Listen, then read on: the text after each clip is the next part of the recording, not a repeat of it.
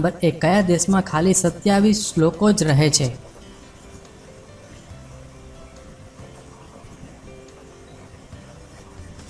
જવાબ છે સિલેન્ડ દેશમાં. સવાલ નંબર 2 દુનિયાના કયા દેશમાં એક પણ મંદિર નથી?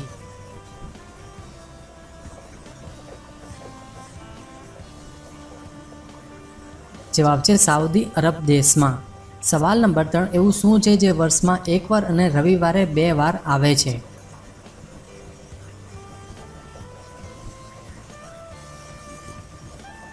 જવાબ છે વ અક્ષર. સવાલ નંબર 4 જવાહરલાલ નહેરુ રાષ્ટ્રીય સોલર મિશન ક્યારે શરૂ કરાયો હતો?